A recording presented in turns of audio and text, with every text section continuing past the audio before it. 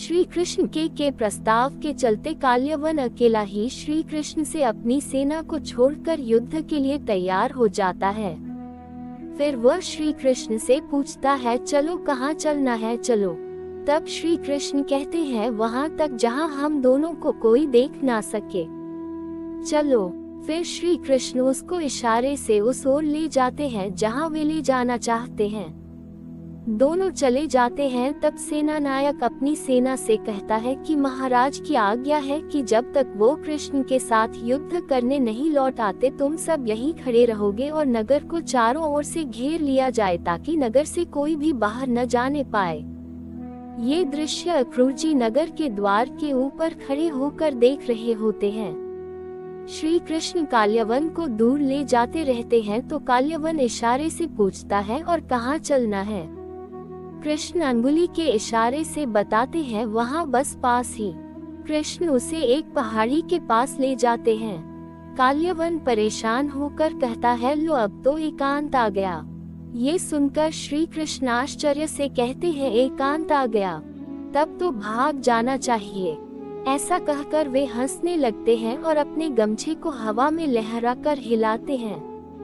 ये देखकर काल्यवन कहता है, हाँ काय भगोड़े, धोखेबाज, तू समझता है कि मुझसे बचकर भाग जाएगा, पर तू नहीं जानता काल्यवन के हाथों तू नहीं बचकर जा सकता।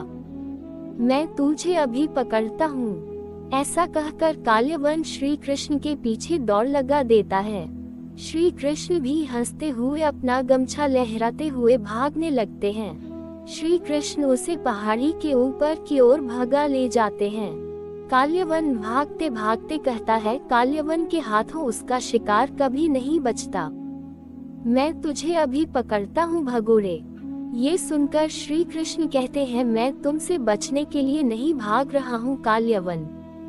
मैं तो सोच रहा हूँ कि दौड़ने से रक्त में कुछ गर्मी आएगी तो जिससे युद्ध करने में आनंद आएगा। ऐसा कहते हुए श्री कृष्ण हंसते हुए फिर से गमछा लहराते हुए और तेज दौड़ने लगते हैं। तब काल्यवन पूछता है, कितनी दूर भागना है? इस पर श्री कृष्ण कहते हैं, बस कुछ दूर और। ऐसा कहकर वे फिर से गमछा लहराकर हंसने लगते हैं। काल्यवन कुछ दूर भागने के बाद फिर पूछता है, और कितनी दूर? तब श्री कृष्ण कहते हैं, अरे बाबा, बस थोड़ी दूर और। उधर अक्रूर जी को मथुरा के द्वार पर खड़ा हुआ दिखाया जाता है और वे देखते हैं कि सामने काल्यवन की सेना खड़ी है। इधर काल्यवन फिर से पूछा है, और कितनी दूर? तब श्री कृष्ण कहते हैं, अरे बाबा, बस थोड़ी दूर और। ये सुनकर काल्यवन कहता है, अरे इस तरह से बहाने मत बना, मुझे तो लगता है कि तू युद्ध करने से डर गया है इसलिए रण छोड़ के भाग रहा है। हाँ, रण छोड़ कहीं के। ये सुनकर श्री कृष्ण भागते हुए कहते हैं, रण छोड़? तुमने हमें रण छोड़ कहा? आह, कितना सुंदर नाम दिया है तुमने हमें। आज तक भक्तों ने हमारे करोड़ों नाम रखे, लेकिन इतना सुंदर नाम पहले किसी ने नहीं रखा। रण छोड़, आह, आनंद आ गया। ये सुनकर काल्यवन कहता है कि अरे आनंद तो तब आएगा जब काल्यवन तुम्हारे शरीर पर टांग रखकर तुम्हारे शरीर के तो टुकड़े कर देगा। ये सुनकर कृष्ण कहते हैं, हमें पकड़ोगे तो हमारे टुकड़े करोगे ना? हम तो यही देख रहे हैं कि तुम तो तेज दौड़ने में ही हमसे हार गए हो। अरे जब पहली दौड़ के मुकाबले में ही हार जाओगे तो आगे क्या मुकाबला करोगे? फिर झल्लाकर काल्यवन पूछा है, और कितनी दूर भागना है? तब श्री कृष्ण कहते हैं, अरे बाबा, बस थोड़ी दूर और। ये सुनकर काल्यवन कहता है कि अरे मच्छर शेर के सामने कितनी देर तक उड़ सकता है? शेर की एक ही छलांग काफी है उसे कुचलने के लिए। ये कहकर वह और तेज दौड़कर छलांग लगाकर श्री कृष्ण को पकड़ने का प्रयास करता है, लेकिन श्री कृष्ण गमछा लहराते हुए उसे छकाते और भगाते रहते हैं। अंततः वे पहाड़ी के उस पार नीचे उतरकर झाड़ियों में लुप्त हो जाएंगे। काल्यवन देखता है कि कहाँ चला गया। फिर श्री कृष्ण को एक गुफा के पास खड़े हुए बताया जाता है। काल्यवन श्री कृष्ण को देखकर कहता है, तुम समझते हो कि तुम मुझसे बच जाओगे? फिर वह गुफा की ओर दौड़ता है तो श्री कृष्ण गुफा के अंदर चले जाते हैं। फिर काल्यवन गुफा के पास आकर कहता है, तुम समझते हो कि इस अंधेरी गुफा में छुपकर मुझसे बच जाओगे तो ये तुम्हारी भूल है। अरे, काल्यवन ने तो बड़े बड़े शेरों को भी ऐसी गुफा में घुसकर मारा है और तुम तो एक मामूली इंसान हो। ये भी अच्छा हुआ कि तुम इस अंधेरी गुफा में खुद ही घुस गए। अब भागने की भी जगह नहीं मिलेगी। ऐसा कहकर वह हंसता हुआ गुफा में प्रवेश कर जाता है। श्री कृष्ण उसे देखकर गुफा में कहीं और चले जाते हैं। काल्यवन गुफा में चारों ओर देखकर कहता है, तुम समझते हो कि इस अंधेरी गुफा में छुपकर मुझसे बच जाओगे तो ये तुम्हारी भूल है। फिर वह श्री कृष्ण को ढूंढता हुआ गुफा के भीतर और प्रवेश कर जाता है। श्री कृष्ण भी भीतर चलते ही जाते हैं और फिर वे ऐसे स्थान पर पहुंच जाते हैं जहां पर महाराज मुचुकुंद गहरी नींद में सोए रहते हैं।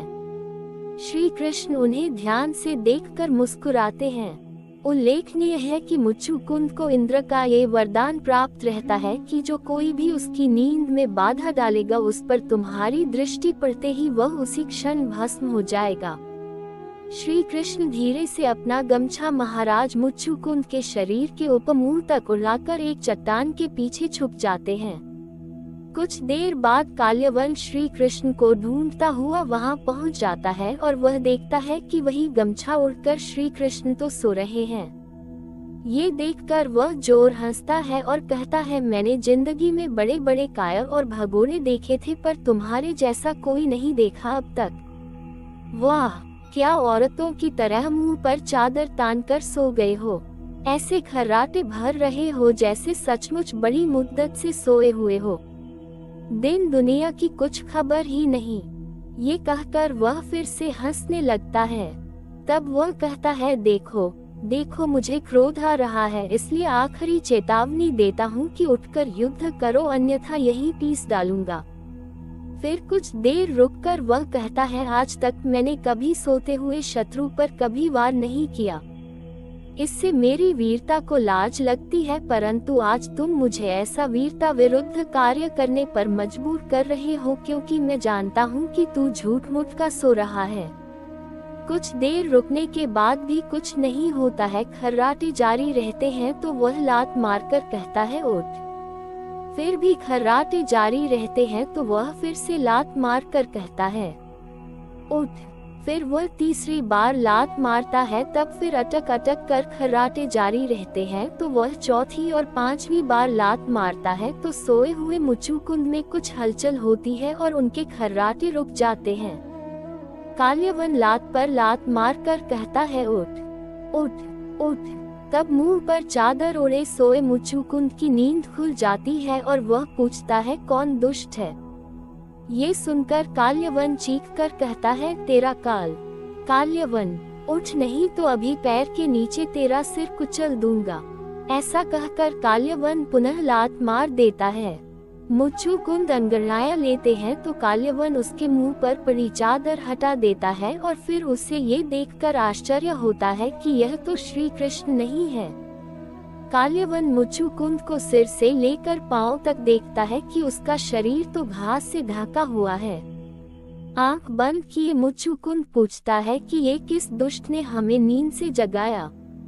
ऐसा कहकर मुचुकुंद बड़ी मुश्किल से अपने पैर हिलाकर घुटने मोड़ता है और अपना हाथ हिलाकर घास से बाहर निकालता है। ये देखकर काल्यवन आश्चर्य से खड़ा रहता है। आंख बंद किए राजा मुचुकुंद फिर से पूछते हैं कि ये किस दुष्ट ने हमें नींद से जगाया। ऐसा कहते हुए मुचुकुंद बड़ी मुश्किल से बैठ जाते हैं और फिर वे अपनी आंखें खोलने का प्रयास करते हैं। वे पहले जहां काल्यवन खड़ा रहता है उसकी विपरीत दिशा में देखते हैं तो उन्हें धुंधला धुंधला नजर आता है। फिर वे धीरे धीरे काल्यवन की दिशा में देखते हुए आंखें झपकाते हुए पलटते हैं। काल्यवन पहले तो उन्हें धुंधला धुंधला सा नजर आता है, फिर वह स्पष्ट नजर आने लगता है। तब मुचुकुंद उसे देखते हैं। काल्यवन अचंभित खड़ा रहता है। फिर मुच्चुकुंद उसे क्रोधवश देखते हैं तो उनकी आंखों से अग्नि निकलती है, जिससे तत्क्षण ही काल्यवन जलकर भस्म हो जाता है।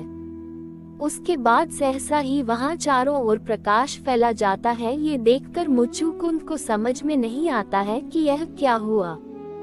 उन्हें चारों ओर दिव्य उजाला नजर आता है। उसे समझ में नहीं आता है कि इस अंधेरी गुफा में ये उजाला कैसे फैल गया। वह देखता है कि सामने एक तेज है। उस तेज से श्री कृष्ण निकलकर खड़े हो जाते हैं। वह अचरज से श्री कृष्ण को देखते हैं। श्री कृष्ण उन्हें आशीर्वाद देते हुए नजर आते हैं। मुच्चुकुंद हाथ जोड़ लेते हैं, लेकिन वह पहचान नहीं पाते हैं कि आखिर ये दिव्य पुरुष कौन है। तब वे पूछते हैं, हे महाप्रकाश, आप कौन हैं, जो तेज को भी तेज प्रदान करते हैं? कहीं आप वो अग्निदेव तो नहीं, अथवा आप सूर्य देव तो नहीं? परंतु आपके तेज में गर्मी नहीं है, इसलिए मैं मानता हूँ देवताओं के आराध्य भगवान ब्रह्मा, विष्णु या शिव में से कोई एक है। हे महातेज, यदि आपकी रुचि है तो मुझे आपके जन्म, कर्म और गोत्र को बताने की कृपा करें। ये सुनकर मुस्कुराते हुए श्री कृष्ण कहते हैं, राजन, मेरे हजारों जन्म, हजारों कर्म और सहस्रों नाम है, जिनकी गिनती मैं स्वयं भी नहीं कर सकता। ये संभव है कि कोई धरती के कणों की गिनती कर ले, परंतु मेरे जन्म, कर्म और गुणों की गिनती कोई अनंत जन्मों तक नहीं कर सकता। फिर भी प्रिय मुच्चुकुंद, क्योंकि तुमने कई जन्मों तक मेरी आराधना की है, इसलिए मैं इस प्रश्न के उत्तर में तुम्हें अपने वर्तमान जन्म और नाम का वर्णन करता हूँ। सुनो, ब्रह्मा जी ने मुझसे धर्म की रक्षा और असुरों का संहारा करने की प्रार्थना की थी। उनकी प्रार्थना को स्वीकार करके मैंने यदुवंश में वसुदेव जी के यहाँ अवतार ग्रहण किया है। इसलिए सब लोग मुझे वासुदेव श्री कृष्ण कहते हैं। अब तक मैं कालनेमी असुर का, जो कंस के रूप में पैदा हुआ था, और उसके साथ प्रलंब आदि दूसरे कई असुरों का संहार कर चुका हूँ। ये यवन राजा, जो मेरी ही प्रेरणा से तुम्हारी तीक्ष्ण दृष्टि से भस्म हो गया, इसका नाम काल्यवन था। राजन, तुम पर प्रसन्न होकर मैंने तुम्हें अपना गूढ़ रहस्य का वृतांत सुना दिया है। तुमने कई जन्मों तक मेरी आराधना की है, उसका फल देने मैं तुम्हारे पास इस गुफा में आ गया हूँ। सो हे राजऋषि मुच्चुकुंद, आज तुम्हारी जो भी अभिलाषा है मुझसे मांग लो। ये सुनकर राजा मुच्चुकुंद बताते हैं कि अब मुझे कोई संसार की मोह माया नहीं रही। हे अंतर्यामी, मैं आपके चरणों की सेवा के अतिरिक्त और कोई वर नहीं मांगना चाहता। केवल मुझे अपनी अनन्य भक्ति का ही वर दीजिए।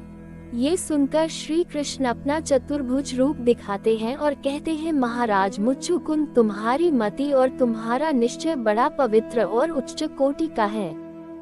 मैंने तुम्हें हर प्रकार का वर देने का प्रलोभन दिया, फिर भी तुम्हारी बुद्धि कामना के अधीन नहीं हुई। मैं तुम्हारी इस भावना से अति प्रसन्न हूँ, इसलिए तुम अपने समस्त मनोभावों को मुझे समर्पित कर दो और बद्रिकावन में गंधमादन पर्वत पर जाकर तपस्या करो। तुमने अपने इस जन्म में क्षत्रिय धर्म का पालन करते हुए वन में शिकार करके बहुत से जीवों का वध किया है, इसलिए घोर तपस्या द्वारा अपने उस पाप को धो डालो, जिससे तुम विषय वासना से शून्य मेरी भक्ति द्वारा मेरे विशुद्ध परमात्मा रूप को प्राप्त कर लोगे। तथास्तु, तथास्तु, तथास्तु। जय श्री कृष्ण।